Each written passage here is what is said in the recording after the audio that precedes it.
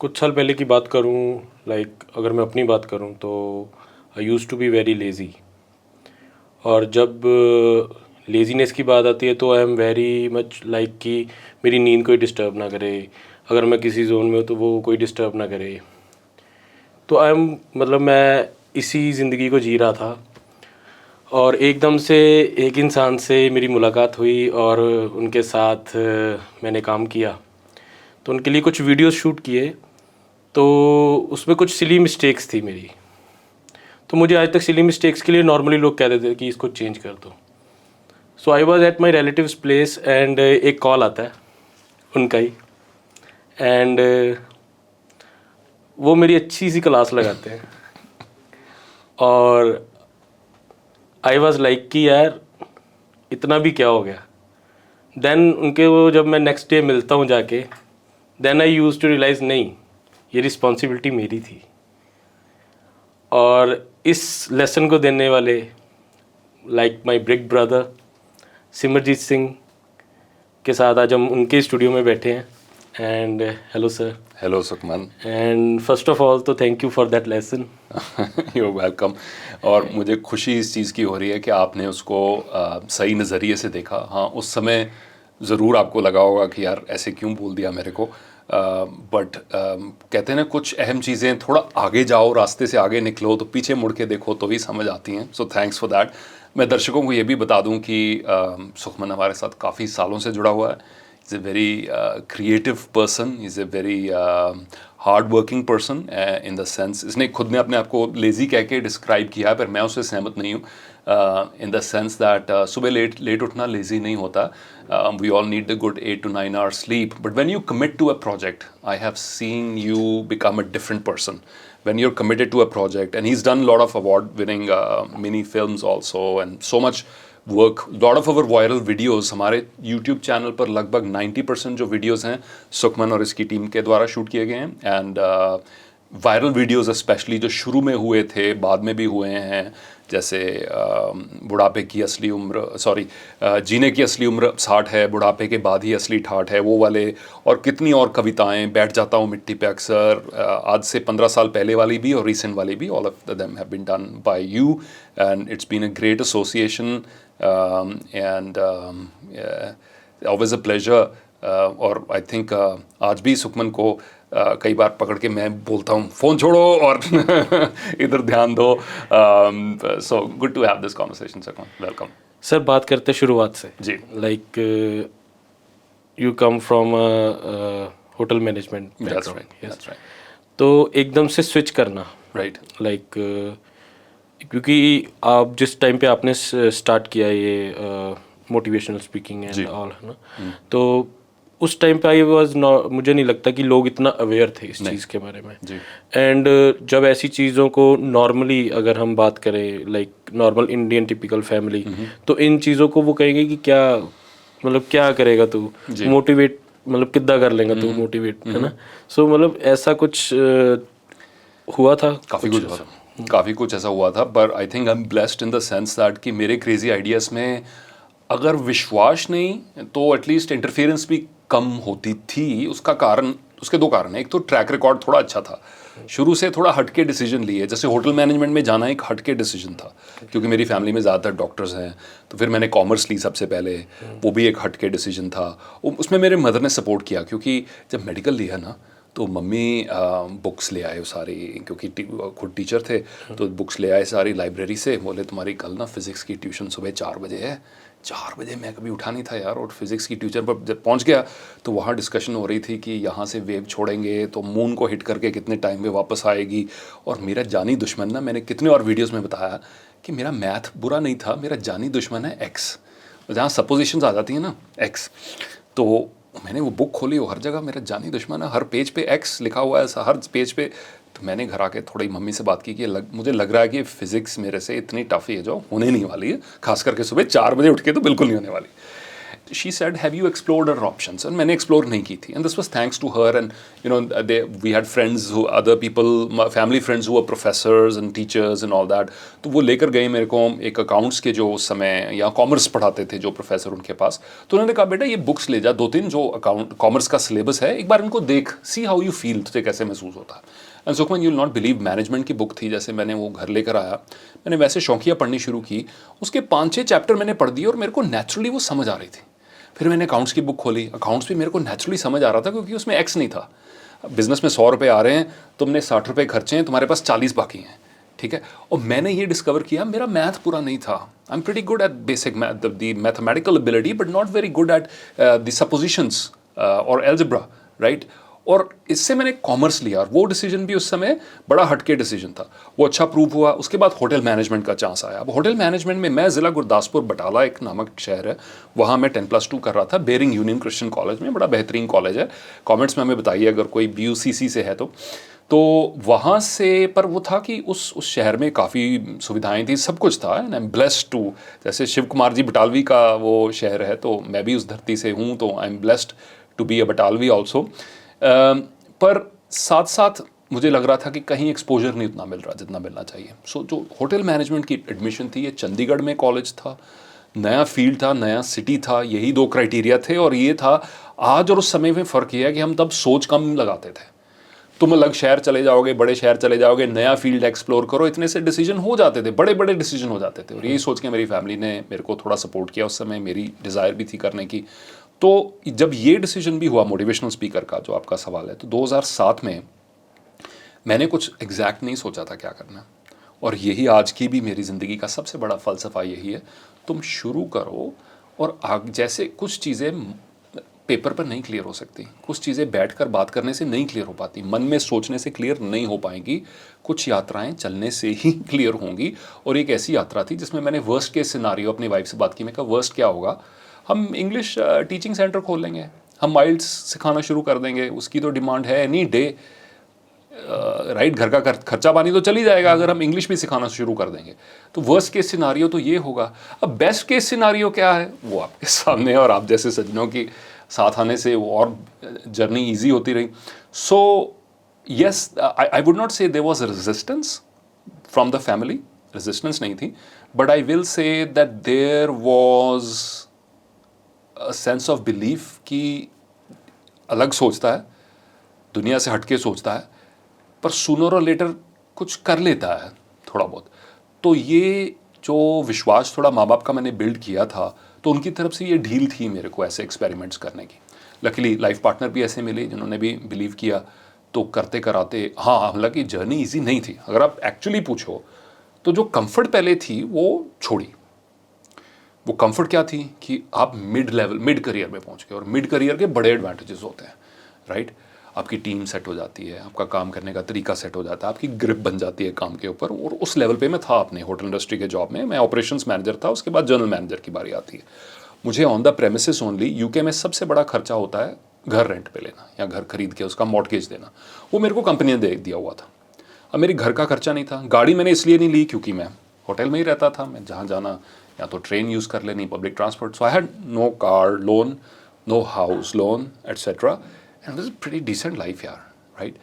उसको छोड़ना, अपनी मर्जी से छोड़ना, वो एक सेल्फ इन्फ्लिक्टेड चैलेंज था। पर आई थिंक मेरा DNA वो है यार, मैंने आज रियलाइज़ किया।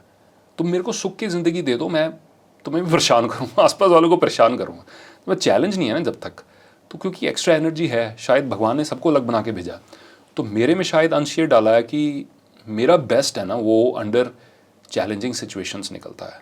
या every now and then I like my comfort. मेरे को भी सोना पसंद है और नींद बहुत अच्छी होती है ठीक है ना, बॉडी को रीसेट करने के लिए।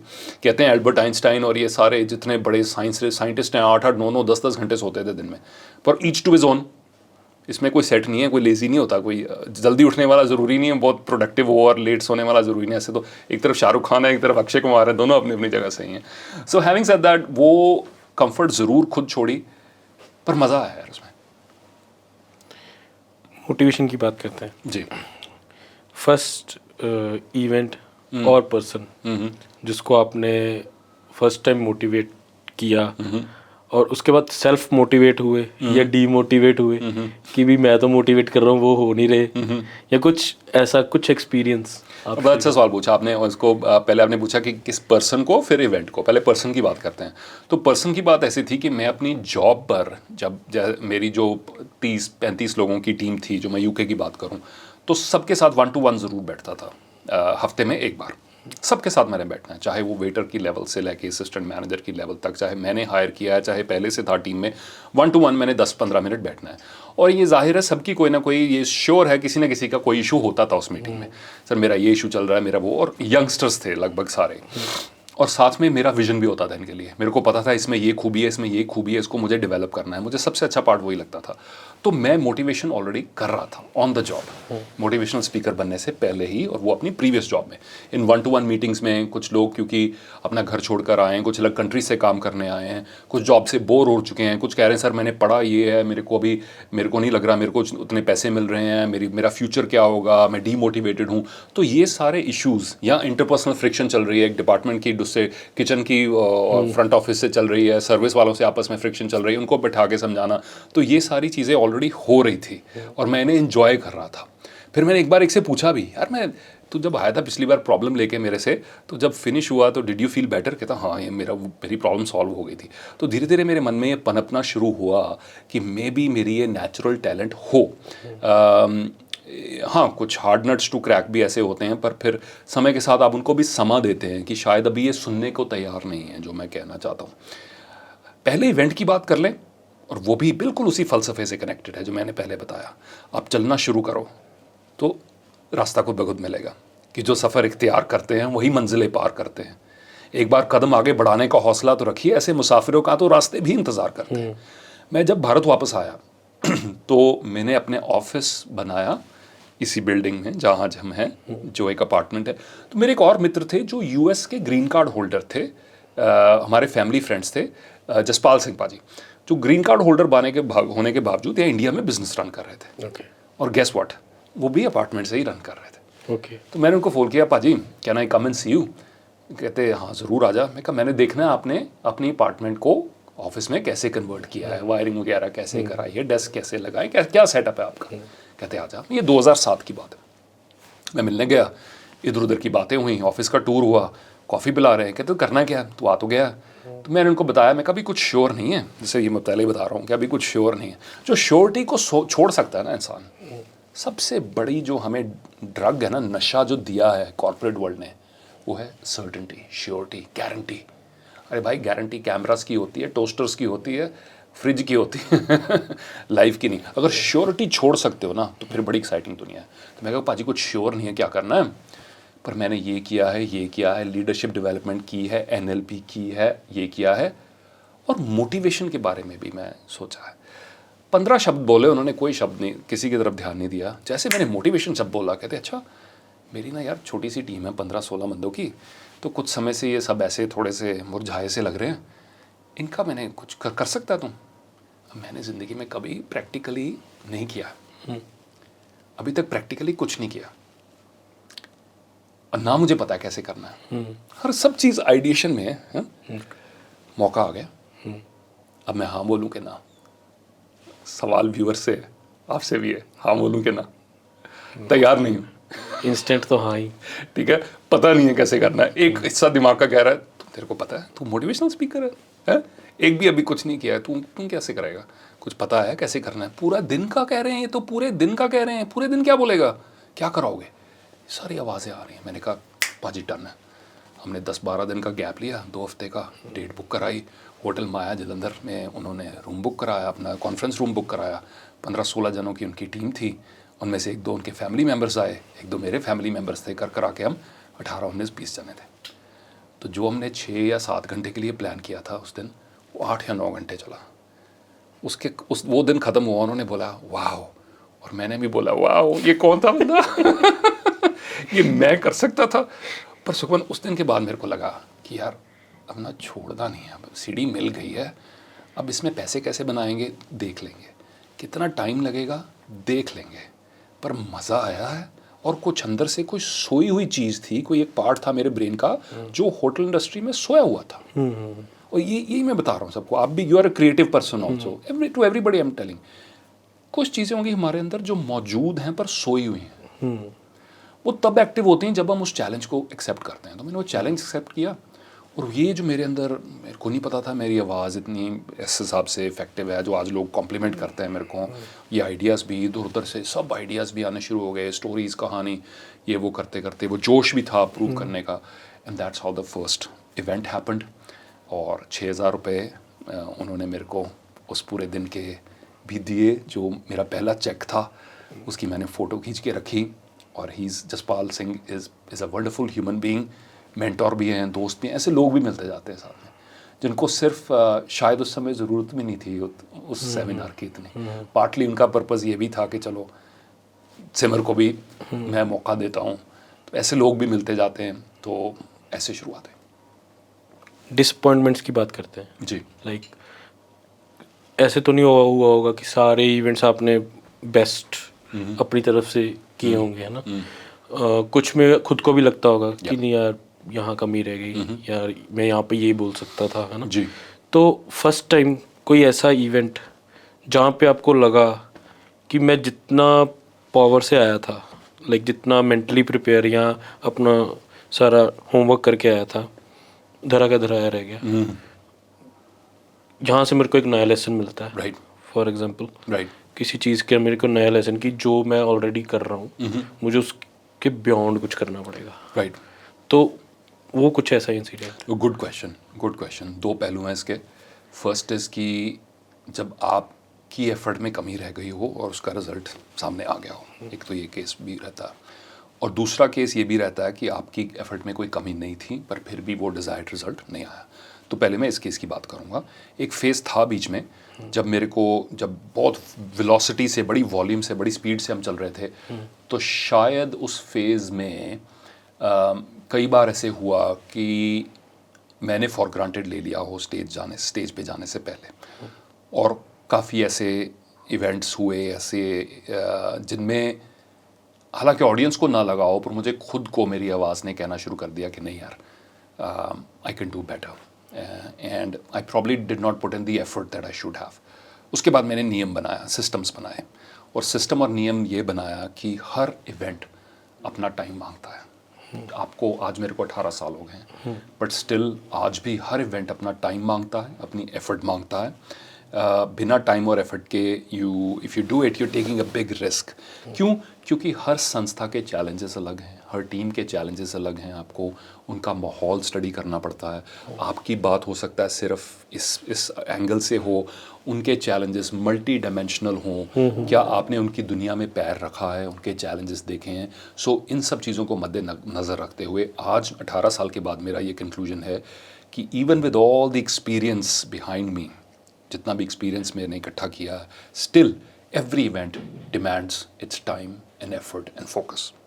तो कुछ काफ़ी इवेंट्स ऐसे हुए जिसमें मैं फॉर ग्रांटेड लेकर चला गया कि मैं तो एक एक्सपीरियंस स्पीकर हूँ and I can handle this.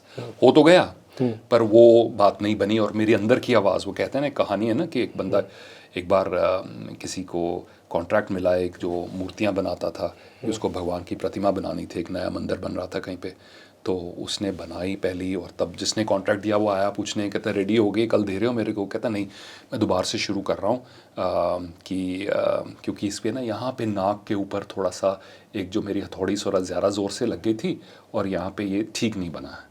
कहता है यार ये तो 20 फुट ऊपर रखनी है, दूर रखनी है, किसी को नज़र नहीं आएगी, ठीक बन गई, मेरे को कल डिलीवर कर दे। तो कहता नहीं, ये आपको ठीक लग रही है पर मेरे को पता है, मेरे भगवान को पता है कि ये ठीक नहीं बनी है, और मैं दोबारा से बनाऊंगा, अच्छी जॉब प्रॉपरली बनाऊंगा। और उसने बनाई, तो वो चीज़ अंदर से आवाज़ आर्टिस्ट की आनी शुरू हो जाती है कि this is not my best. So उससे बैठ के जब वो आए, वो एक सिग्नल है, मैंने सुना उसको और उस पर एक्शन लिया। दूसरी तरफा ऐसे कई बार होता है कि या टाइमिंग सूटेबल नहीं थी, या कुछ और था, या ऑडियंस वैसे ही काफ़ी थकी हुई थी, दिन में काफ़ी कुछ और हो चुका था, आपके बेस्ट होने के बावजूद भी उस तरीके का रिस्पॉन्स नहीं आ पाता है टाइम्स जो आप एक्सपेक्ट करते थे। उसमें ये फ़िलॉसफी बहुत हेल्पफुल रही है कि you have to drop expectations, you have to drop expectations. अगर आप एक्सपेक्टेशंस का भंडार लेकर जाएंगे साथ में, तो बहुत सारा बोझ कैरी कर रहे हैं। आप उसको रिलीज़ करके जाएं, बी इन द मोमेंट। कई बार वो आपके यूजुअल को मैच करेगा, कई बार वो यूजुअल से कम होगा, पर ईदर केस आपको इफ़ेक्ट नहीं करेगा। और उस लेवल तक पहुंचने में समय लगता है, कई बार चोट भी लगती है, you feel disappointed also, but yes there also have been efforts. पर उसमें भी उसको पर्सनली नहीं लेना। आई थिंक मे बी वो ज़्यादा थके हुए थे। मेरे को अगर शाम को 7 बजे स्टेज पे बुलाया है और सुबह से 9 बजे टीम उस रूम में बैठी हुई है, तो कितने लोगों को सुन चुके हैं, कितनी बार वो बोल चुके हैं, थक चुके हैं वो, और अब शायद वो मेरे को पर्सनली नहीं लेना है। Just have to understand that. So there two things here, not to take it personally, enjoy the journey, do your best anyway, but do your best and have systems. This is very important. चाहे आप कितने experience क्यों ना हो, मैंने सबका सुना है, सब लोग आर्टिस्ट हैं जो सिंगर्स हैं, रियाज करते हैं डेली, ठीक है, जो भी जिस फील्ड में है वो डेली उसको फॉलो करते हैं, because even though you might be a genius at a field, you need practice. Yeah. Vibes की बात करते हैं थोड़ी। जी। कभी ऐसा हुआ कि कोई पर्सन आपके सामने आया, you got a very positive vibe, Yeah. बहुत ज़्यादा पॉजिटिव, और कोई पर्सन आया, you got a very bad vibe and you got affected at that for several days और समथिंग, और उससे कैसे आपने रिकवर किया? Great question, great question. मैं जैसे इसकी बात करूं, जैसे ये पानी का ग्लास है, अब साउंड वेव्स अगर छोड़ें इसके ऊपर, लेट्स से हम एक म्यूजिक सिस्टम लगा लें यहाँ पे और उससे साउंड वेव्स छोड़ें, जैसे साउंड वेव्स इसको हिट करेंगी, इसमें रिपल्स होने वाले हैं, और जैसी साउंड आ रही है उस हिसाब से रिपल्स भी इसे कॉरस्पॉन्ड करेंगे, राइट? सो ये तो साइंटिफिकली प्रूवन है that vibrations are real, right? Plants की ग्रोथ इफेक्ट होती है।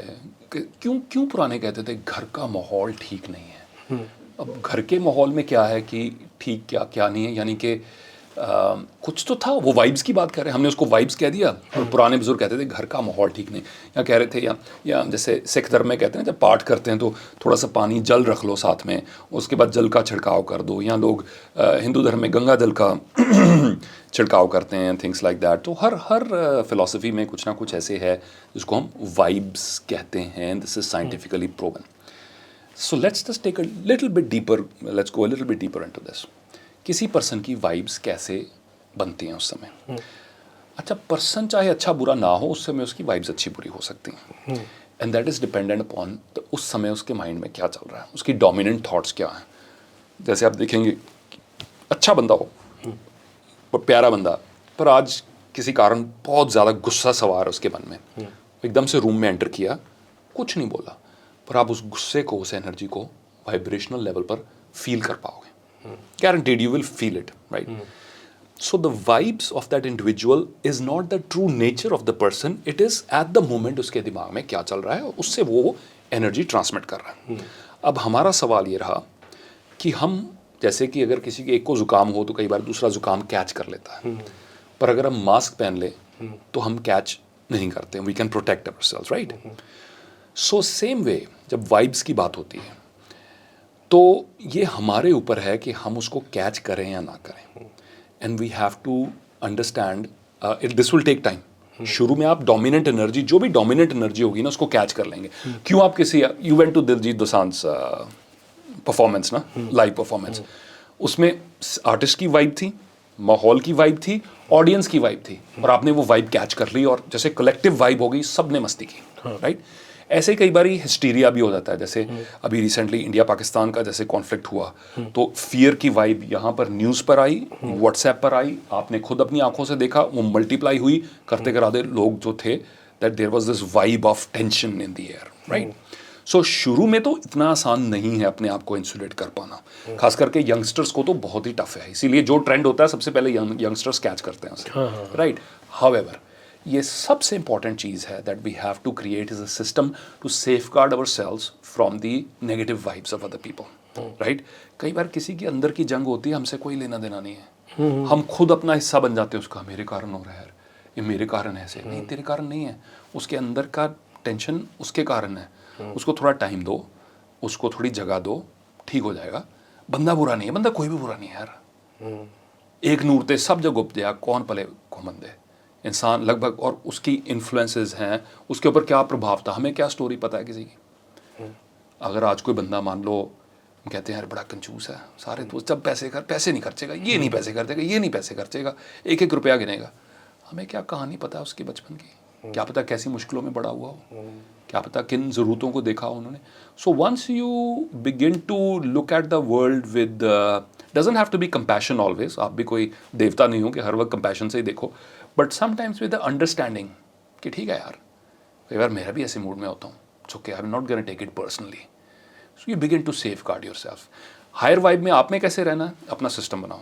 फॉर मी मेरी डेली मेडिटेशन है, जो अभी मैं इससे पहले कर रहा था, वो दरवाज़ा बंद करके मैंने 15 मिनट एकांत में मेडिटेशन अपनी करनी है. फॉर मी मेरी डेली प्रेयर्स हैं, सुबह आँख जैसे खुलने के बाद 10 मिनट बाद मैंने जपजी साहब का पाठ जो है वो करना है. फॉर मी मेरी वो स्ट्रेचिंग है, मेरा जिम है, जिम में जो दोस्त, जिम में सिर्फ एक्सरसाइज नहीं है, जो दोस्त मिलते हैं, जो माहौल होता है उससे रिफ़्रेश होते हैं.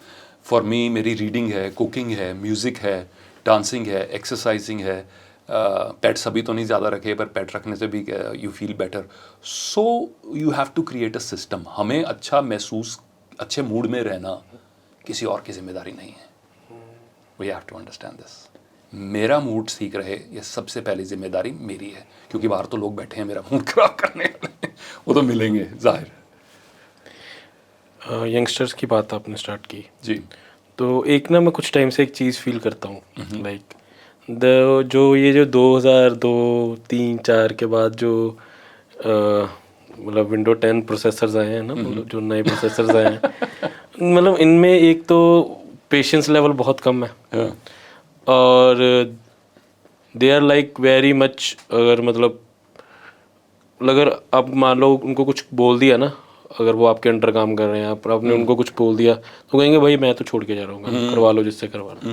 Responsibility, I personally feel, not all, उसमें ज़रूर वो उस चीज़ का वो रहता है, वो क्या कहते हैं, पेरेंटिंग का रोल रहता है रिस्पॉन्सिबिलिटीज़ में. बट मुझे नहीं व्हाट यू से कि ये जो नए बच्चे हैं उनमें ये चीज़ है. ये I think for every new generation this is true. हर पुरानी जनरेशन नई जनरेशन को जब देखती है तो कुछ कमियां उनमें नज़र आती हैं, कुछ चीज़ें जो मैच नहीं होती. तो अगर हम बात करें रिस्पॉन्सिबिलिटी की, तो I think may be they haven't had enough exposure yet. एक दूसरी चीज़ सुखान, इसमें मैं ना अकेला उनको ब्लेम नहीं करूँगा, अकेला यंगस्टर्स को ब्लेम नहीं करूँगा. जिस सिचुएशन में वो बड़े हुए हैं उसमें पेशेंस तो यार वैसे ही ख़त्म होनी है. जो चीज़ हमें खुद शॉप पर लेके, मैं अपनी बात कर रहा हूँ, जो चीज़ मेरे को अगर ग्रोसरी शॉपिंग मेरे होते ही पिछले ये 2-3 साल में चेंज हुआ है कि अगर मेरे को कुछ चीज़ें ऐसे हैं वो सिटी की उस शॉप से मिलनी है, तो शाम को मेरे को जब जिम जाना है उसके साथ मैंने वो फिजिकली खरीद कर लेकर आना है, या किसी को भेजना है या लेकर आना है. तीसरा रास्ता नहीं था. ठीक है. फिर ये आ गए क्विक कॉमर्स वाले. आज बताओ क्या ख़त्म है, इमीडिएटली फ़ोन उठाओ. अब ऑफिस में मेमोरी स्टिक नहीं है, मेमोरी स्टिक ऑर्डर की, टिंग टोंग, 5 मिनट में, 7 मिनट में, 8 मिनट में. वो बंदा कैसे पहुंचता है मेरे को आज भी नहीं पता, but with in 8 to 10 minutes, 12 minutes, उसके ऊपर वीडियोस भी हैं अभी, 10 मिनट्स में ट्रैवल भी करता है, सही आइटम भी लेकर आता है, सीढ़ियाँ भी चढ़ता है, डिलीवर हो जाती है. ठीक है. लोग गाली गलौज करते हैं ड्राइवर्स के साथ अगर 1-2 मिनट ऊपर हो. ठीक है. इन सब फूड डिलीवरी वालों के साथ ये, अरे उस ज़माने में तो जाओ जब हमें खुद जाना पड़ता था. रेस्टोरेंट का खाना आज घर में मिलता है, बेस्ट रेस्टोरेंट का. पहले जाके रेस्टोरेंट में पहले बुकिंग करानी थी. So many other things were there. So naturally their expectations have changed, right. And very funny thing I will share with you. Australia मेरी एडमिशन हुई जब जिस इंस्टीट्यूट में, 1999 की बात. सो $10,000 उन्होंने बोला कि आपने अपनी जो टोटल फीस में से 50% पहले जमा कराना टू सिक्योर योर सीट. अब उसके लिए डिमांड ड्राफ्ट बनना है $5,000 का, 1999 में. ओके. तो पापा के पास चेतक होता था, आई थिंक ग्रे कलर का. ठीक है जी, नंबर नहीं मेरे को याद उसका, पर बटाले का कोड होता था PB18. वो तो PB18 तो सीरीज ही बाद में आई. एनीवे, मैं और मेरा दोस्त हम वो चेतक लेके बटाला से अमृतसर निकल गए. एक दो बार स्कूटर ख़राब हुआ रास्ते में, करते कराते हम जैसे पहुँचे, हमने कहा जी ये आपकी, और हमारा जो बैंक अकाउंट था वो बटाला की ब्रांच में था, सब ब्रांच में. अमृतसर मेन ब्रांच थी जहाँ से फॉरेन करेंसी में ड्राफ्ट मिलना था. तो इतने का अमाउंट उन्होंने बोला कि इंडियन करेंसी में इतने का ड्राफ्ट बनवा के ले जाओ और वो आपको फॉरेन करेंसी का दे देंगे. हम जैसे पहुँचे, कहते नहीं आज तो डॉलर का रेट डिफरेंट चल रहा है, इंडियन करेंसी में आपका रेट जो डिफरेंट है अब फिर से बना के लाओ. तो 3 दिन ऐसे हो गए, जो हम जिस रकम का ड्राफ्ट इंडियन करेंसी में बना के लाते थे वो मैच नहीं होती थी. 3 दिन चक्कर लगे. चौथे दिन मैंने कहा भाई साहब कोई शॉर्टकट बताओ. हाँ, कहते हैं ऐसे कर सकते हैं कि आप ना सुबह 10 बजे आने की जगह जरा 12 साढ़े 12 आ जाना, सुबह मेरे को फ़ोन करके पूछ लेना भी आज का रेट क्या है. तो ऐसे करके यानी 5-6 चक्कर बटाला से अमृतसर काट कर मेरे को वो सही रकम का डिमांड ड्राफ्ट मिला जो मैंने भेजा। ये 1999 की बात है, और वो भी ऐसे था कि जैसे अपने पैसे खर्च के खुद की डिमांड ड्राफ्ट बनाना है तो जैसे किसी से फेवर ले रहा हूँ बहुत बड़ी, right. And now you know, whether it's digital payment or UPI and so many other things become easy. So, however, ये टेक्नोलॉजी के बबल में रह रहे हैं तो परेशान होने वाले हैं। जो यंगस्टर केवल और केवल टेक्नोलॉजी के बबल में रह रहा है वो जब रियलिटी को फेस करेगा तो काफ़ी परेशान होगा। इसलिए मेरी एजुकेटर्स से, मेंटोर से, टीम लीडर से, अगर आप टीम लीडर भी हो ना तो इनको बोलो आज ना इंटरनेट नहीं चलनी दे रही, आज इंटरनेट नहीं चलनी, उसके अलावा मेरे को करके दिखाओ कैसे कर सकते हो, तुम्हारा खुद का ब्रेन चल रहा है कि नहीं, आज ये चीज़ नहीं है। So we have to push them into the real world, क्योंकि जिस बबल में रह रहे हैं वो बनावटी है। क्योंकि बाहर की अभी भारत की जो चैलेंजेस हैं वो बड़े रियल हैं, अभी भी इंफ्रास्ट्रक्चर चैलेंजेस भी हैं, so many other challenges are there. उन सब चैलेंजेस को फेस करना है, हर वक्त एसी रूम में बैठकर हाथ में मोबाइल लेकर प्रॉब्लम सॉल्व नहीं होनी, पर they were brought up like this, so we can't blame them. अब स्कूल्स की जिम्मेदारी है, teachers, parents, mentors, leaders, business leaders भी ये सोचें, जैसे आप अपने बात की कि आप एम्प्लॉय करते हैं या मैं जैसे हायर करता हूँ, तो you are also like a mentor यार। क्योंकि हो सकता है बच्चा आपके पास 2 साल 3 साल या कितने साल भी गुजारे या साल गुजारे, यू आर टीचर, कंटिन्यूएशन है टीचर की, सो उसको पर्सनली मत लो अभी, right. Don't feel bad about it. पर अगर आपने कुछ पॉजिटिव कंट्रीब्यूशन कर दी, उसको आज ज़रूर कड़वी लगेगी पर उसके आने वाले समय में उसकी इंप्रूवमेंट होगी। सो 2-3 चीज़ों से मैं इस क्वेश्चन का आंसर रैप अप करता हूँ। नंबर 1, कभी भी कोई जनरेशन लेजी नहीं होती, उनकी परिस्थितियाँ वैसी हो जाती हैं। अब इनकी परिस्थितियाँ क्या हो गई हैं, इनको ज़रूरत से ज़्यादा और समय से पहले सब कुछ मिल रहा है जो हमारे पास नहीं था। एसी एक रूम में भी, वो भी बाद में आए हैं, एक घर के एक कमरे में एसी लगता था और उसी कमरे में सब लोग सो जाते थे। मिडिल क्लास इंडिया की बात कर रहा हूँ, right. Now there are separate air conditioners and there is power backup and there is what not and right, which is good. But उस एफ्लुएंस के साथ क्या गलत फहमी, वो एफ्लुएंस माँ बाप ने क्रिएट करके दी है। इनको अभी डायनामिक्स जानने हैं कि how wealth is created, how careers are built, ज़िंदगी कैसे बनाई जाती है, करियर कैसे बनाया जाता है, बिजनेसेस कैसे बनाए जाते हैं। और वो दुनिया तब भी उतनी रफ थी, आज भी इतनी रफ है। कहाँ पे जाके बोलेंगे पॉलिटिक्स बहुत है, भाई कब नहीं हुई पॉलिटिक्स या कब नहीं होगी? पॉलिटिक्स तो हमेशा रहेगी।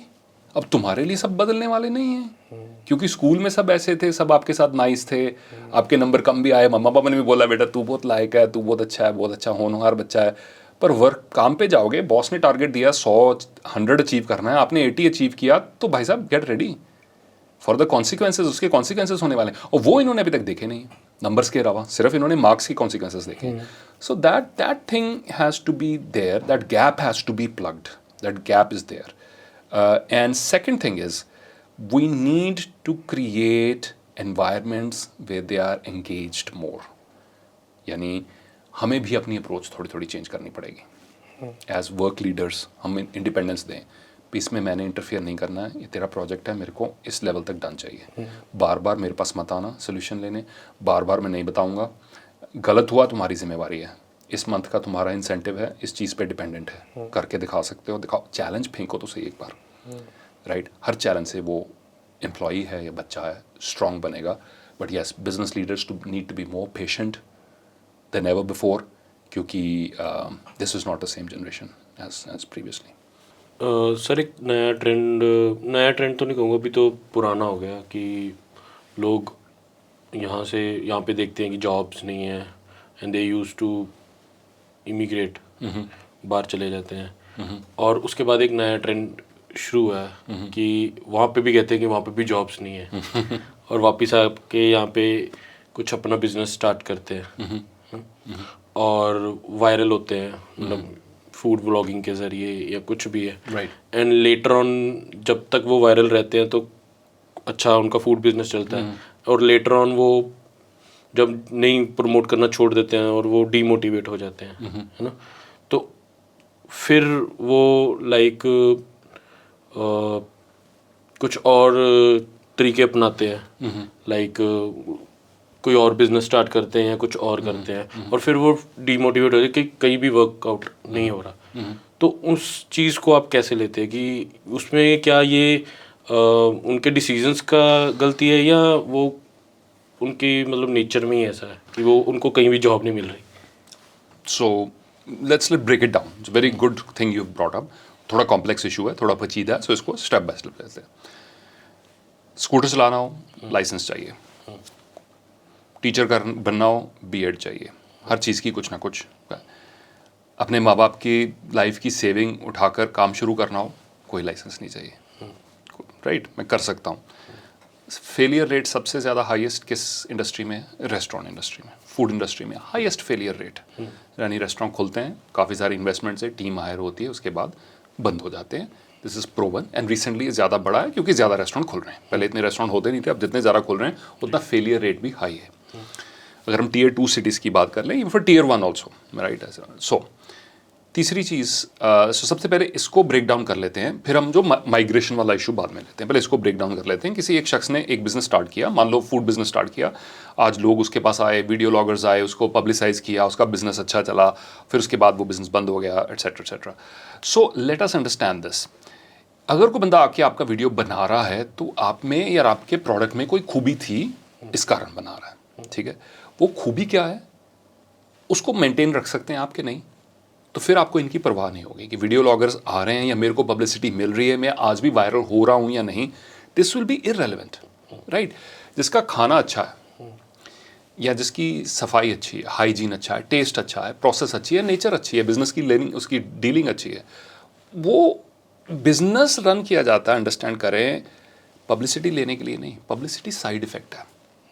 नीरज चोपड़ा जब अपना वो थ्रो फेंकता है तो वो ये नहीं सोचता कि मैं किस कंपनी का एम्बेसडर बनूंगा, मेरे को कितने नहीं, वो उस चीज़ में एक्सेल करना चाहता है. मैं स्टेज पर जाके माइक पकड़ के अपनी कीनोट डिलीवर करता हूँ, मेरे को उसके साइड इफ़ेक्ट्स के बारे में नहीं सोचना उस समय. मेरे को ये मेरी ऑडियंस है, ये हमारा मिशन है, उस पर फोकस है. आप अपनी फिल्म शूट करते हो, उसके कितने वीडियोस व्यूज़ होंगे, at that moment you don't think about it. Same way आपका बिजनेस किस चीज़ पे उसकी फाउंडेशन बनी है उसको सॉलिडिफाई करो. होता ही है, रेस्टोरेंट्स अक्सर क्यों फेल होते हैं?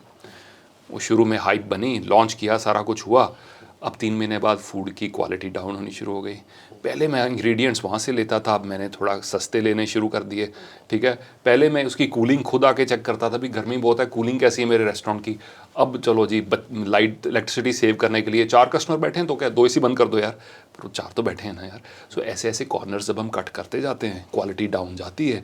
ये तो ऐसा बिजनेस है, every day quality has to be monitored. So now this was specific to this. Let's go to, अगर किसी का काम कहीं भी नहीं बन रहा तो please understand there is something called training और कोचिंग अवेलेबल. उसे सीखो. हो सकता है आपकी फैमिली में किसी ने पहले बिजनेस नहीं किया, हो सकता है आप क्रिएटिव पर्सन हो, creative people are not very good at negotiations for example, right. तो go and learn it. Business coaches available हैं, उनके कोर्सेज पे एनरोल करो. यार आप दुकान खोल रहे हो तो उसमें भी ऐसे लगा रहे हो ना, खुद की ट्रेनिंग में क्यों नहीं लगा रहे? एक कोर्स साइन अप करो, बेसिक्स बिजनेस कैश फ्लो क्या होती है उसे सीखो. कैश फ्लो का बड़ा सिंपल फॉर्मूला है. फाइनेंशियल बुक्स कैसे पढ़ी जाती हैं, प्रॉफिट एंड लॉस स्टेटमेंट को कैसे पढ़ना है, बैंक के इंटरेस्ट का, कई बार लोग बच्चे बिना सोचे समझे हाई इंटरेस्ट पे लोन ले लेते हैं, फिर उसका वो इंस्टॉलमेंट्स नहीं भर पाते. ये देखने के लिए इस काम में इतनी मार्केट की स्टडी करो, मेरा कंपटीशन कौन है, कंपटीशन किस रेट पे ये चीज़ बेच रहा है, मेरी क्वालिटी क्या है, मेरी लागत क्या है, मेरी कॉस्टिंग क्या है, मेरी लेबर कॉस्ट क्या है, मेरी फिक्स कॉस्ट क्या है. बिजनेस में अक्सर ये भी होता है, fix cost and variable cost. Rent fix cost है, वेरिएबल कॉस्ट है कॉस्ट ऑफ द फूड. पर अगर कोई भी कस्टमर ना आया, मेरे को रेंट तो देना ही पड़ेगा. कई बार क्या करते हैं, फिक्स कॉस्ट इतनी हाई रख लेते हैं, ठीक है, और कस्टमर आ नहीं रहे और बिजनेस फ्लॉप होना ही होना है. तो फिक्स कॉस्ट को कैसे कंट्रोल करना है, variable, this are simple things जो शायद पहले से कहीं किसने नहीं पढ़ी, और सिर्फ सबने रेस्टोरेंट खोला मैं भी खोल लूँगा उसमें पढ़ गए. तो ये ट्रेनिंग और कोचिंग लेना, it's not about your ability, it is about your level of your training. That's what is very important. Now let's take the other issue, immigration wala, right? People have always been immigrating. हम इस चीज़ को बदल नहीं सकते. इतिहास से शुरू से, और कैसे कॉमर्स ऐसे चलती है यार, बिजनेस ऐसे चलता है. इंडिया में लोग आए, कितने 100 साल की पहले बात करूँ, यूरोप से आए तो स्पाइसेस का ट्रेड करने आए, और यहाँ के शासक बन बैठे, वो अलग बात है. बट ट्रेड के लिए, कॉमर्स के लिए हमेशा लोग एक जगह से दूसरी जगह आते जाते रहे हैं, और ये अच्छी बात है क्योंकि ऐसे we learn from each other. Best talent मिलता है. आज को अगर भारत में प्राइवेट यूनिवर्सिटीज़ गवर्नमेंट ने अलाउ की हैं foreign universities can set up campuses here, और फॉरेन प्रोफेसर्स भी आएंगे, उनका अलग नज़रिया होगा, इंडियन प्रोफेसर्स बाहर जाएंगे, उनका अलग नज़रिया होगा। ये गिव एंड टेक चलना ज़रूरी है, क्योंकि हर कल्चर की कोई स्ट्रेंथ्स है। भारत ने पूरी दुनिया को योग दिया, आयुर्वेद दिया, कितनी और चीज़ें दी, राइट। फॉरेन कंट्रीज़ ने हमें, जैसे जापान में उनकी मैन्युफैक्चरिंग से हमारे पास कितना कुछ आया, चाइना ने कॉस्ट रिड्यूस की, कितना कुछ किया, अमेरिका की इनोवेशन है, उससे ये सोशल नेटवर्क्स बने और ये इंटरनेट बनी, कितना कुछ बना। Every country has something to add, so nothing bad with immigration. However, there is, if you are doing anything because everybody else is doing it, that's a trap. As a young person I say this to you, आप इसलिए बाहर जा रहे हैं क्योंकि आपके सारे दोस्त बाहर हैं, यार ये कोई रीज़न नहीं है, ये सबसे बेकार रीज़न है, राइट। आप वहाँ एजुकेशन लेना चाहते हैं, कुछ और करना चाहते हैं, you feel you been there, you feel you will be successful there, do it, उसमें कोई गलती नहीं है, जाओ करो, राइट। एंड पर इसलिए कर रहे हो क्योंकि सब कर रहे हो और आप लेफ्ट आउट फील कर रहे हो, वो आपकी कमजोरी है। इंसान को उतना दर्द कहते हैं कि अपनी मायूसी पर नहीं होता जितना किसी और की कामयाबी पे होता है। अरे यार, वो इंस्टाग्राम पे 4 फोटोएं डाल रहा है अपने, अगर वो अच्छी कनाडा की, अमेरिका की, तो वो तो चुन के डाल रहा है ना, सिलेक्ट करके डाल रहा है। वो कितने बजे उठ रहा है, कितनी जॉब्स कर रहा है उस लाइफस्टाइल को सपोर्ट करने के लिए, कितना अकेला महसूस करता है शाम को, कितने लोग हैं कि अगर वो बीमार हो जाए उसके साथ खड़े होंगे या कुछ होंगे। ये सब चीज़ें तो इंस्टा पे नहीं नज़र आती ना। आपको 4 फोटोएं नज़र आ गई और एकदम से आप जो है उसको कहते हो कि हाँ, कन्विंस हो जाते हो कि यार मेरी लाइफ बेकार है। So this is not just a migration issue, this is a overall comparison issue. इंसान अपनी जगह जब खुश हो, मैं बताता हूँ, मेरे को बड़ी इंटरेस्टिंग बात है कि somebody who's known to me was if you are not loving what you're doing, तो वो आउटपुट नहीं आती उस काम में। जिस दिन आप जो भी कर रहे हो सकता है जो आप कर रहे हो आपकी चॉइस से नहीं है, टाइप इन यस अगर ये आपके ऊपर भी एप्लीकेबल है। कई बार होता है हम ऐसे प्रोफेशन में, ऐसी जॉब में, ऐसे बिजनेस में पहुंच जाते हैं जो हमें पसंद नहीं है। तो पापा चलाते थे, अब मुझे चलाना पड़ रहा है, या मेरे पास उस समय चॉइस नहीं थी, कुछ मजबूरियाँ आ गई, मेरे को पकड़ना पड़ा। यार अगर ये अपने काम से नफ़रत कर रहे हो ना, तो कोई ना कोई बीमारी बड़ी वाली बनने के चांस होते हैं। You know why? क्योंकि ज़िंदगी का 50% से ज़्यादा हिस्सा आप काम पे लगा रहे हो। इमेजिन करो 60%, 65% ऑफ द टाइम आप लाइफ को गालियाँ दे रहे हो, अपनी किस्मत को बुराई कह रहे हो, आप अनकंफर्टेबल फील कर रहे हो, आप यही सोच रहे हो मुझे क्यों करना पड़ रहा है। आप में बॉडी में जो नेगेटिविटी क्रिएट कर रहे हो ना, वो कोई बड़ी बीमारी क्रिएट कर सकती है। और जिस दिन आपने नज़रिया बदला, कहते हैं कि नज़र को बदलोगे तो नज़ारे बदल जाएंगे, नज़र को बदलोगे तो नज़ारे बदल जाएंगे। और उसके बाद क्या था कि उसके बाद क्या था, नहीं बदलोगे, सोच को बदलोगे तो सितारे बदल जाएंगे, नज़र को बदलोगे तो नज़ारे बदल जाएंगे, राइट। जिस दिन आपने वो नज़र बदल ली ना कि यार हो सकता है काम मुझे 100% पसंद नहीं है, हो सकता है ये मैंने नहीं चुना, हो सकता है इसमें काफ़ी कमियां हैं, हो सकता है उसका काम मेरे से बेटर हो, पर ये मेरा है, इससे मेरा घर चल रहा है, इससे मेरी आइडेंटिटी है, इससे सब कुछ है आज, और अगर ये भी ना होता तो मैं कहाँ जाता, क्या केस करता। सो ये मिला है ना, तो thank you, welcome, thank you, मैनू दाता सब कुछ दिता, क्यों ना शुक्र मनावा। तो जब मैं इसका शुक्र मनाना शुरू कर दिया ना, और इसको देखने का नज़रिया पॉजिटिव कर लिया, वो काम भी चेंज होगा और आपकी आउटपुट भी डबल होगी, और you will be peaceful and healthier and all that. So it's very important whether you're in India or whether you're in Canada or America, that's irrelevant. Are you at peace with what you're doing or not? सबसे पहली चीज़ ये है, और ये करना हमारे हाथ में है, ये करना आपके हाथ में है। जो है उससे मोहब्बत करना शुरू करो, और जो पाना चाहते हो उसकी तरफ भी बढ़ो, कोई ऐसी कोई बात नहीं है। Per day in day out यार मायूस मत उठो, क्योंकि ये नाइंसाफ़ी है इंसानी जीवन के साथ।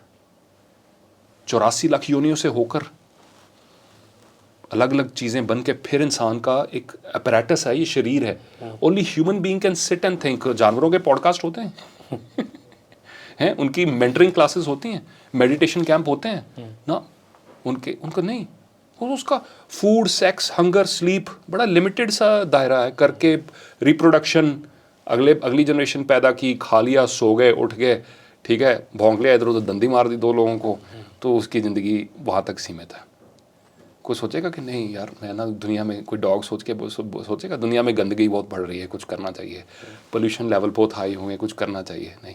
डॉग्स भी चलो अपनी स्ट्रेंथ्स लेकर आते हैं, बहुत प्यार देते हैं इंसान को, अलग बात है, पर इंसान में सोच शक्ति है, उससे जुड़ने की क्षमता है।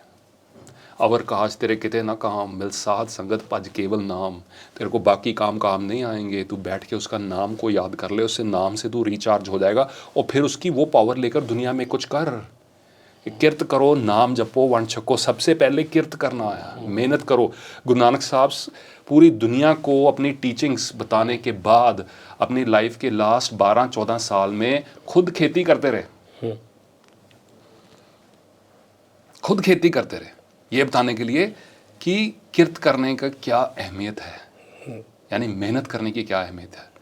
सो ये जो मौका है ना यार, प्लीज़, ये इतना गोल्डन मौका है ना, और ख़ास करके अगर आपके पास रिसोर्सेज हैं, अगर खाने की चिंता नहीं है, घर सर पे छत है, बेसिक रिसोर्सेज हैं, तो फिर पूरे जोश के साथ पकड़ो यार इसको, कुछ करो, कुछ काम करो, कुछ काम करो, जग में रहकर कुछ नाम करो। ये जन्म हुआ किस अर्थ का हो, समझो, समझो इसमें कि ये व्यर्थ ना हो। कुछ तो उपयुक्त करो तन को, कुछ तो उपयुक्त करो तन को, कुछ काम करो, कुछ काम करो, जग में रहकर कुछ नाम करो। और ये इंस्टाग्राम का ना ये जो एडिक्शन लग गई है, फ़ोन लेके ये एक स्टोरी के बाद अगली के बाद अगली, इसे क्या कहते हैं वो, Doom scrolling, death scrolling, Doom scrolling, something like that. And तुम दूसरों की कहानियों में इतने इंटरेस्टेड हो यार, अपनी कब लिखोगे? बिल्कुल। ये तो नशा, कोकीन के इंजेक्शन जैसे जैसे ड्रग्स के ऊपर छापे पड़ रहे हैं, इनके ऊपर छापे पड़ने चाहिए। और जिन्होंने बनाई है ना ये सारे सोशल मीडिया, अपने बच्चों को तो यूज़ नहीं करने देते हो क्योंकि उनको पता है इसकी एडिक्टिव वैल्यू कितनी है। और बच्चों के ब्रेन ना हाइपर स्टिमुलेटेड हो रहे हैं। हमारे टाइम में क्या होता था? सर अभी आपने बात की गुरु नानक साहब की, है ना जी, तो उस उनकी भी, जैसे हम जपजी साहब पढ़ते हैं तो उसमें आता है बोता कहिए बोता बोता हुए, है ना। सो मुझे भी कई बार कहीं ना वो चीज़ बहुत इफेक्ट करती है कि तो कितनी मोटिवेटेड लाइन है, लाइक बोता कहिए तो बोता हुए, बोता हुए। So how you take this? Bani बहुत सरल है, और आई थिंक बाणी को पढ़ना, उसको समझना, उसको अप्लाई करना। And by the way we having this conversation in Hindi so that the larger audience can understand, right. हम सुखमन मेरा पहले डिसीजन हुआ था कि हम बातचीत हिंदी में रखेंगे ताकि ज़्यादा से ज़्यादा लोग जो हमारे चैनल पर आते हैं इस चीज़ को समझ सकें। मैंने ये भी आशा है कि साढ़े पंजाबी भरा जो देख रहे होंगे वो भी इस कॉन्वर्सेशन में जुड़े रहेंगे तो इसका तत्थ समझेंगे, इसका महत्व समझेंगे। सो बानी के साथ जुड़ना तो बिकॉज उसमें जो सरलता है, उसको जैसे हम समझते हैं और अप्लाई करते हैं, वी गेट रिचार्ज्ड। जैसे अरदास के एंड में लाइन आती, नानक नाम चढ़दी कला तेरे भाने सरबत दा भला। यार कितनी पावर है यार इस लाइन 'ਚ, नानक नाम चढ़दी कला। हे नानक, नाम तो मैनू चढ़दी कला मिल रही। अब देखो इतना क्लियर हो गया कि चढ़दी कला यानी ऑप्टिमिज्म, जोश, उमंग, राइट, कभी ना हार मारने का जज्बा, वो मुझे नाम से मिल रहा है। नानक नाम चढ़दी कला तेरे भाने सरबत दा भला। और उस शक्ति से, इस ऊर्जा से मैं सरबत का भला, मैं उसमें मैं भी योगदान डाल सकूं, मैं भी कुछ कर सकूं और सरबत का भला हो, ये मेरी कामना है, ये मेरी इच्छा है। ना सिर्फ इच्छा है, मैं एक्टिवली पार्टिसिपेट भी करूँगा उसमें, मैं छबील भी लगाऊंगा, मैं लंगर भी लगाऊंगा, मैं नाम जपो, किरत करो, नाम जपो, ते तीसरा वंड छको। वंड छको, जो मेरे पास है, चाहे वो एक ही फुल्का क्यों ना हो, मैं उसको भी बांट कर खाऊँगा। तो ये चीज़ें बड़ी सरल हैं, बड़ी सिंपल हैं। और जितना हम अपनी संस्कृति से, अपने गुरुओं की टीचिंग से असी जितना ज़्यादा जुड़े रहेंगे उतना बेटर है। और मैं देखता हूँ आप ना ट्रैवल बहुत करते हो जी। सो गुरु नानक साहब ने बहुत ट्रैवल किया, है ना।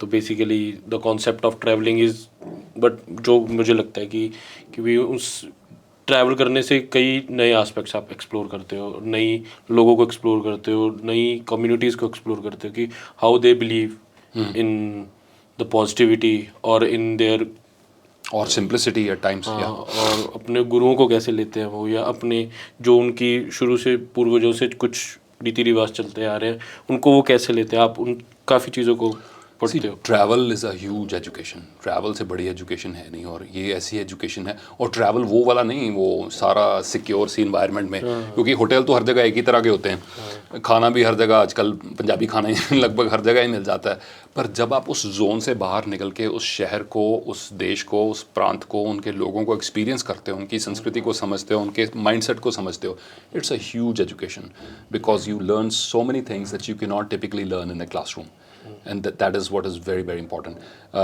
Let's say for example कि simplicity, और मैंने साउथ में देखा है सिंप्लिसिटी पर जो पंजाब का तैयार होने का, अपने खुद को ऐसे बंठन के रहने का वो अलग जज्बा है, और बड़ा बखूब है, पूरी दुनिया उसको मिसाल देती है, एंजॉय करती है, कुछ गलत नहीं है उसमें।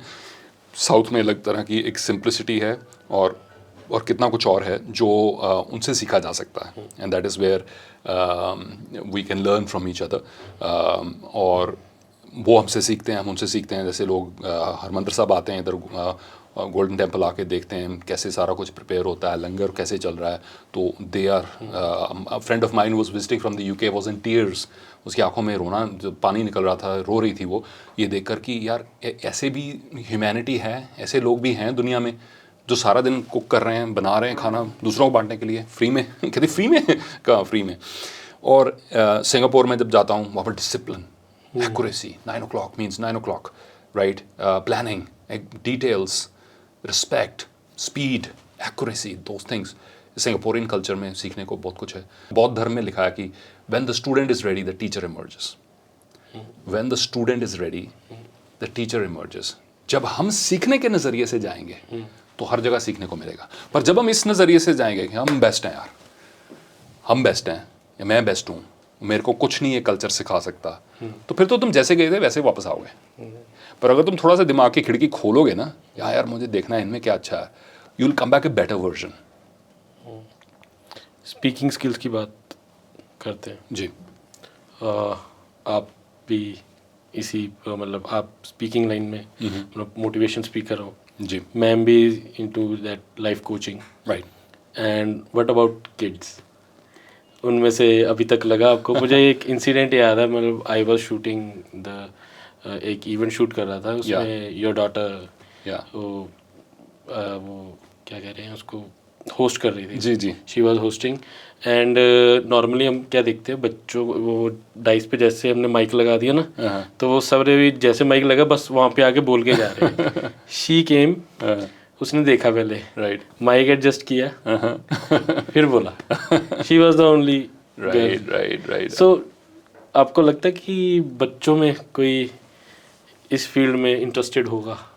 आई डोंट नो यार, ये तो वक्त बताएगा। हालांकि मेरी कोशिश रहती है कि उनको सोचने की जो एबिलिटी है वो मैं डेवलप करता रहूँ, so I keep throwing little challenges on them. मैं कहता हूँ यार, न्यूज़पेपर का ये आर्टिकल है, रिसेंटली था, आमिर खान की आर्टिकल था कि मूवीज़ नहीं चल रही क्योंकि OTT प्लेटफॉर्म्स बहुत चल रहे हैं। तो मैंने उन दोनों को टास्क दिया, भी तुम ये पढ़ो और इसके ऊपर तुम 3 मिनट अपने व्यूज़ बोलोगे, वो नहीं जो इसमें लिखे हों। सो ऐसा कुछ उल्टा सीधा करते रहते हैं उनके साथ हमेशा, ताकि क्रिएटिव माहौल मिले उनको, सोचने की शक्ति जो है जो डेवलप हो। ज़रूरी नहीं जो पढ़ लिया, जो सुन लिया, जो वही मान लिया, सच मान लिया, जो rational thinking, critical thinking develop हो। आई डोंट नो बाकी whether they will pursue something like this और not, that remains to be seen, वो वक्त के साथ पता चलेगा। But I do feel that जो घर का जो प्रेडोमिनेंट जो प्रायोरिटीज़ होती हैं ना, वो बच्चों के ऊपर प्रभाव छोड़ती हैं। जैसे देखेंगे आप, हर जगह बुक्स पढ़ी हुई हैं इनमें से। In fact this book right here, those 2 books, that one you can pick that one up. This book right here, Arthur Miller's collected plays, if you will, in many of these books my dad's name will be written, and they're very old books. If you can see, I don't know if you can see these books here, right? Very very old books, and the pages are yellowish now. ये मेरे छोटे होते की creativity है जो मैंने ख़राब की है पापा की book. But most of these books will have my father's name written on them. और ये पढ़ी होती थी, कुछ पढ़ी, कुछ पढ़ के छोड़ दी, कुछ एक्सप्लोर की, पर बुक्स का आसपास होना ही एक इंडिकेशन था। अब VCR की कैसेट्स नहीं थी, बुक्स थी, ठीक है। तो बुक्स का होना, शायद इन चीज़ों की भी वाइब्रेशनल एनर्जी होती है, वो होना ही एक प्रभाव था। मदर क्योंकि प्रोफेसर थे तो हमारे उनकी जो फ्रेंड्स थी वो सारी टीचिंग सर्कल में थी। सो बर्थडे गिफ्ट्स में हमें चलो टॉयज़ भी मिलते थे और उसके साथ साथ बुक्स भी गिफ्ट्स मिलती थी। कितनी यू नो फॉर यू, वो आज भी हैं। सो आई थिंक, और घर में अगर पाठ पूजा हो रही है, घर में अगर अच्छी डिस्कशन हो रही है, कोई पॉजिटिव डिस्कशन हो रही है, तो वो बच्चों के ऊपर प्रभाव छोड़ेगी। ऐसा माहौल क्रिएट करना मैं अपनी भी जिम्मेवारी समझता हूँ। आई थिंक हर पेरेंट को समझनी चाहिए, क्योंकि ये आपकी लीडरशिप है। अगर आप टीवी लगा कर बैठ गए और सोचा कि चलो जैसे है चलने दो, तो फिर कल को ब्लेम मत करो उनको, क्योंकि है ना, आप लीडर हो। वॉक करनी डिनर के बाद अच्छी होती है, ये फैक्ट तो सबको पता है, पर घर का लीडर बोले कि आओ, कोई भी लीडर हो, मेल हो फीमेल हो, इसमें कोई ऐसी बात नहीं है, आओ चलो सबने खाना खाया है, अभी एकदम लेटने से पहले 10 मिनट वॉक करेंगे। किसी को तो इनिशिएटिव लेना पड़ेगा, किसी को उसका फ़ायदा बताना पड़ेगा, किसी को साथ चलना पड़ेगा। वो धीरे धीरे आदत बन जाएगी, फिर वो नहीं टूटेगी, फिर आप आराम से जितना मर्जी टीवी देख लेना। पर वो लीडरशिप रोल है, उसको आप खाली नहीं छोड़ सकते। ये ऑटो पायलट में नहीं चल सकती हैं फैमिलीज़, परिवार ऑटो पायलट में नहीं चल सकते हैं। किसी ना किसी को, और हर एक की अपनी स्किल्स हैं, मदर की अपनी स्किल्स हैं, ग्रैंड पेरेंट्स की अपनी स्किल्स हैं, फादर्स की अपनी हैं, सिबलिंग्स की अपनी हैं, बट अगर आप ऑटो मोड में छोड़ेंगे तो फिर तो सिर्फ इंस्टाग्राम ही चलेगा। बुक रीडिंग की बात की आपने, बुक रीडिंग का जो क्रेज़ है वो कम हो रहा है, राइट। काफ़ी ऑडियो बुक्स भी आ गई हैं अभी तक। चलो ऑडियो बुक्स सुन लेते हैं जो लोग लिसनिंग पसंद करते हैं। तो अभी पीछे ना एक फेयर लगा था, बुक फेयर, एंड उसमें केजी के हिसाब से बुक्स वो सेल कर रहे थे। सो मेरे आप भी थे वहाँ पे? हाँ, I was not there, my dad was there. Okay. तो उन्होंने कहा कि देखो क्या टाइम आ गया, किसी टाइम पे ना मतलब बहुत ही क्रेज होता था कि ये बुक अवेलेबल कब होगी, लाइक एडिशंस बिक जाते थे, या उसके बाद नेक्स्ट एडिशन की वेट होती थी। तो उन्होंने बताया कि कोई टाइम ऐसा होता था, लाइक 60-70s की बात कर रहे होंगे वो। तो अभी कहते वो देखो पर केजी के हिसाब से बुक्स दे रहे हैं और वो भी कोई ले नहीं रहा है। सो हाउ, आप इसके बारे में क्या जो book lovers, genuine book lovers हैं, वो तो रास्ता ढूंढ ही लेते हैं कोई ना कोई to buy those books. But of course जितनी उसकी अबंडेंस, अवेलेबिलिटी ईजी हो गई है, maybe the, as you said, the book was the only thing to go to, you know. पहले किताब सिर्फ किताब ही होती थी, वो नॉलेज गेन करने के लिए, मनोरंजन के लिए, स्टोरीज पढ़ने के लिए।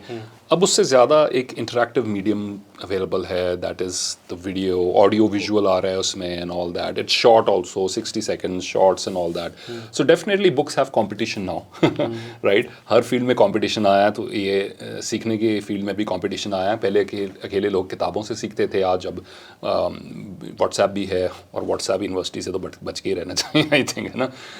रील्स भी हैं, कितना कुछ है। But I think overall in this I will say that there is a particular joy, एक एहसास है किताब को हाथ में रख के उसे स्लो सी मध्यम सी पेस पर पढ़ना, समझना, रुकना, अंडरलाइन करना, मार्क करना, फिर दोबारा से पढ़ना, जो रील में या किसी और चीज़ में कभी भी आप अनुभव नहीं कर सकते। बदलता युग है, मैं बदलाव के खिलाफ नहीं हूँ, ये चेंज तो आएगी। वीडियोस और reels and all that, they are here to stay, ये जाने वाले नहीं। पर एक जो सब, वो भी एक बार ट्राई करके देखें जिन्होंने नहीं किया अभी तक। to hold on to a book, to read it, to reread it, पढ़ना, दोबारा से पढ़ना, मार्क करना, शेयर करना, उसमें से कुछ पैसेज लेके आप वीडियो बनाओ, कुछ ना कुछ करो, आप उसको भी इंजॉय करोगे। बुक्स कोई आप रेकमेंड करना चाहें फॉर बिल्कुल जो स्टार्ट कर रहे हैं, इजी बुक्स जो मोटिवेशन या स्टोरीज़ की हो, कोई आप रेकमेंड करना चाहें? So Robin Sharma, you can start with his books. I think they're very simple, relatable, easy to read. Story format में काफ़ी examples रहते हैं और काफ़ी कुछ और रहता है उसका. So that's sort of a fun place to start. Slightly more technical, but will be James Clear की एक book है Atomic Habits. वंडरफुल। उसका फर्स्ट 1-2 चैप्टर अगर आपने पढ़ लिए, अप्लाई कर लिए, उसने कहता है कि मॉर्निंग की कौन सी 5 हैबिट्स हैं जो बिना सोचे आप कर सकते हो। 5-6 की आपने लिस्ट बना ली ना, ऑफिस पहुंचते सबसे पहले 5-6 चीज़ें कौन सी ऐसी हैं जो बिना सोचे आप कर सकते हो, जो हाई प्रोडक्टिविटी हैं। सो मेरा फॉर एग्जांपल होता है एक वीडियो का स्क्रिप्ट लिख लेना, एक नई कोई इन्फॉर्मेशन लिखी है उसको इनकॉर्पोरेट कर लेना, 10 मिनट स्ट्रेचिंग कर लेना बिना सोचे, क्योंकि सोचने में सबसे ज़्यादा टाइम लगता है। That's main crux. So that's a nice book there. Art of thinking clearly एक और बुक है। चैप्टर बाय चैप्टर पढ़ो, सुनो, समझो, अप्लाई करो, फिर देखो उसमें जैसे है कि हम अटैच हो जाते हैं चीज़ों के साथ। स्टॉक मार्केट में इन्वेस्ट किया तो उस कंपनी के साथ अटैच हो गए। नहीं भाई, तुम कंपनी से अटैच होने नहीं आए थे, तुम पैसा बनाने आए थे। तुम्हारा क्या गोल है, तुमने कितने 100 रुपये का शेयर खरीदा, कितने पे बेचना है, और ताकि आपको रिग्रेट ना हो at that point of time. So is a lot of biases उस बुक में चैलेंज हुए हैं। Art of thinking clearly by Rolf Dobelli is a good book. तो इसके अलावा और काफ़ी बुक्स हैं जो that can be picked up once you start. Any motivational films you want to recommend जिससे वो जिससे आप मोटिवेट हुए हो कि वाह यार क्या मतलब क्या मोटिवेशन, क्या मोटिवेटेड फिल्म है, और एनी अदर फिल्म आप रेकमेंड करना चाहो? विल स्मिथ की एक फिल्म है, मैं अक्सर उसके बारे में बात कर चुका हूँ, परस्यूट ऑफ हैप्पीनेस, जिसमें हैप्पीनेस की स्पेलिंग गलत है। उसका एक स्टोरी है उस फिल्म में, आप उसको जान पाएंगे क्या क्या कहानी है।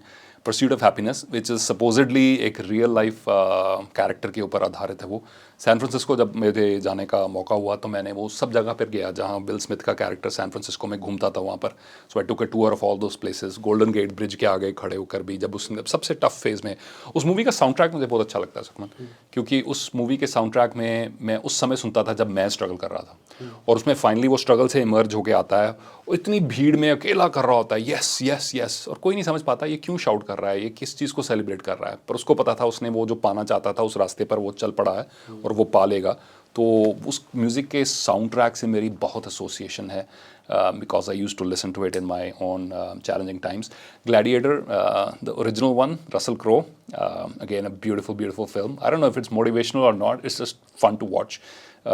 कुछ ऐसी मूवीज़ हैं जो हमेशा मेरी बचपन से गो टू मूवीज़ रही हैं whenever you're feeling blue. Braveheart is another one with Mel Gibson, is one more.